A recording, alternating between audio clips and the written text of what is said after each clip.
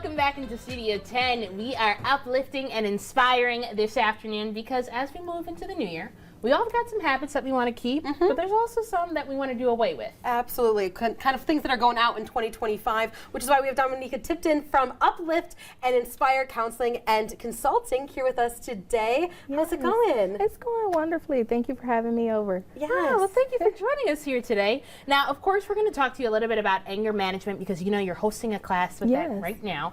But first, can you give us an overall introduction to your counseling services? Yes. So we have been around for about 4 years, started at the height of COVID, and we've just maneuvered through offering various different services related to mental health, support classes, life coaching, and just continuing to expand into wellness. Yeah, well, that's what we really need all year round, not just the kickoff in the new year. Yeah. But, you know, as a therapist, why is it beneficial to confide in a therapist or a licensed counselor? Yeah, as I always tell people, our families and our loved ones have an emotional stake in what it is and how our results kind of turn out, what happens with us.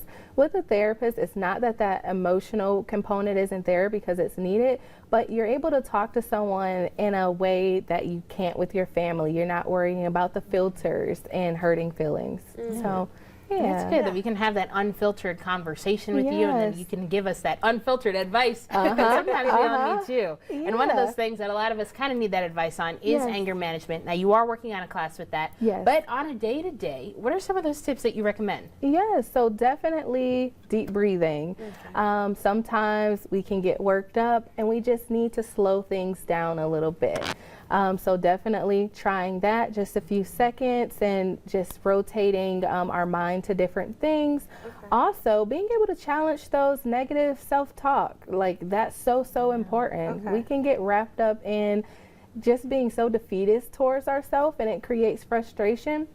And as well, physical activity. We know exercise is amazing. Getting out, walking, doing something, meditating, something that gets that built up energy out of your body and focused on something more positive. So I like that. And those are all things that we can add in, like you mentioned, just breathing. Like, so if you're at work, or if you're in your car, or if you're, you know, and you get angry or something, that's where you can just breathe and you can do it right there. Or other times you can, you know, you might have a little bit more time, like the physical activity. Absolutely. I love these that you can kind of add in. So what also, we have a question too, what also happens when we don't deal with this in a healthy way, where we don't do any of these like small but important daily activities? Well, you see me, one, but not only that, it can create a lot of different strain within our interpersonal relationships.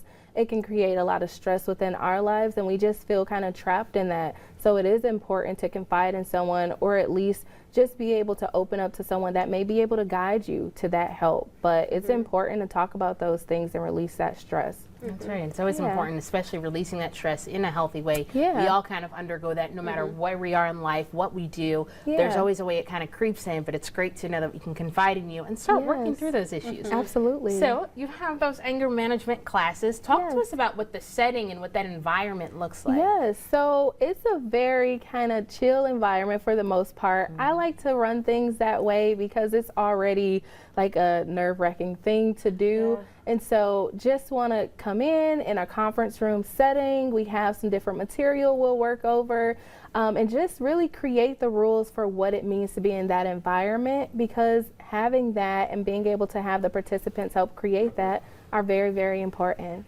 Yeah, so that's wonderful, and we have that information right here below. And a lot of times, and we've talked about this a lot at WILX overall, there's sometimes a stigma when it comes to therapy. There's a stigma by just saying, hey, I need help.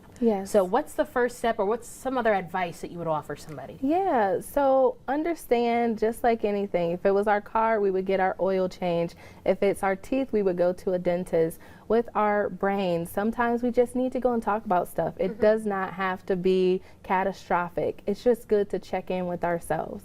Absolutely. You could have said it better, and I hope you inspired people at home to make that first step. And we had all your social media and ways to get a hold of you, so you can take some of those classes and also just get a hold of you in general to begin that first step in talking. So thank you. Awesome. Thank you both. Yes. Well, don't go anywhere just yet.